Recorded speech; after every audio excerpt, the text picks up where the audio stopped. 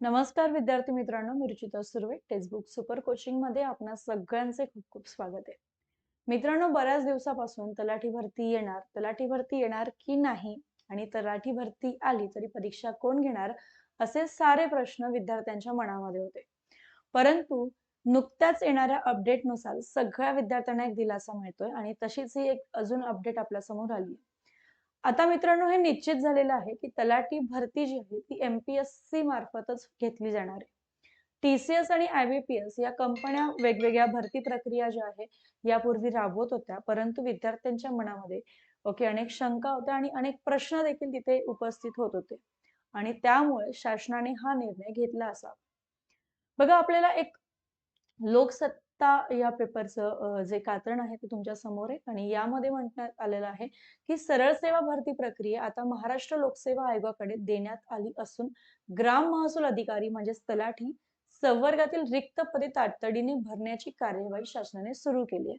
म्हणजे एक तर प्रश्नाचं उत्तर तुम्हाला मिळालं की एमपीएससी मार्फतच आपली तलाठी भरती जी आहे ती होणार आहे.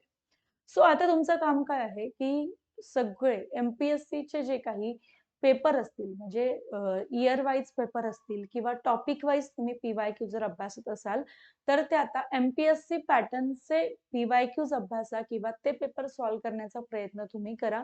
जेणेकरून तुम्हाला आयोगाची नेमकी डिफिकल्टी लेव्हल काय असते, क्वेश्चन्स कशा स्वरूपात विचारले जातात आणि तयारी कशी करायची आहे तलाठी भरतीची, हे तुम्हाला तिथे लक्षात येणार आहे. मित्रांनो, 8 मे पर्यंत सगळ्या काही गोष्टी तुम्हाला इन डिटेल समजून जातील. ओके, संपूर्ण माहिती 8 मे पर्यंत आपल्यापर्यंत पोहोचणार आहे. जवळपास 1700 तलाठी पदे जी आहेत ती भरली जाणार आहेत, ते या कात्रणातून आपल्याला कळतंय.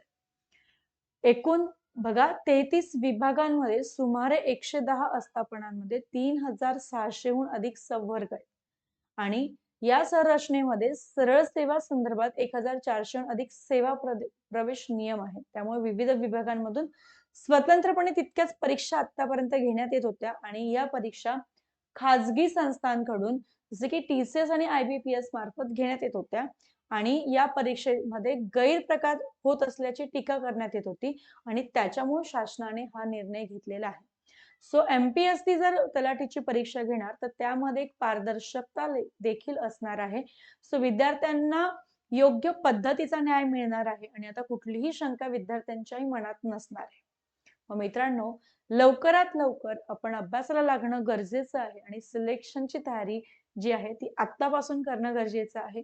जेवढी मेहनत घेणार, जेवढा टाइम मॅनेजमेंट व्यवस्थित करणार, स्ट्रॅटजीज, प्लॅनिंग जेवढं योग्य पद्धतीने ठेवणार आहात, तेवढंच तुम्ही परीक्षा देत असताना तुमच्यामध्ये आत्मविश्वास असणार आहे, कॉन्फिडन्स असणार आहे आणि सिलेक्शन देखील होण्याचे चान्सेस तेवढेच जास्त असणार आहे.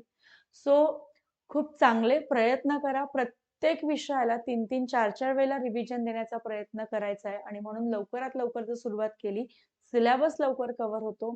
पीवायक्यूच्या अभ्यासाला आपल्याला वेळ मिळतो, रिव्हिजनला वेळ मिळत असतो. ठीक आहे. जर तुम्ही विचार करत असाल की नोटिफिकेशन येणार तेव्हा आम्ही अभ्यास करणार, तर सिझनेबल अभ्यास करून कुठल्याच विद्यार्थ्याला यश मिळत नाही. हे तितकंच शाश्वत आहे, सत्य आहे. म्हणून ऍड येणार आहे असं आपण आता म्हणू शकतोय, कारण आपल्याकडे एव्हिडन्स आहेत, पुरावे आहेत आणि म्हणून लवकरात लवकर अभ्यासाला सुरुवात करा. सगळे विषय परफेक्ट करून ठेवायचे. All the best all of you.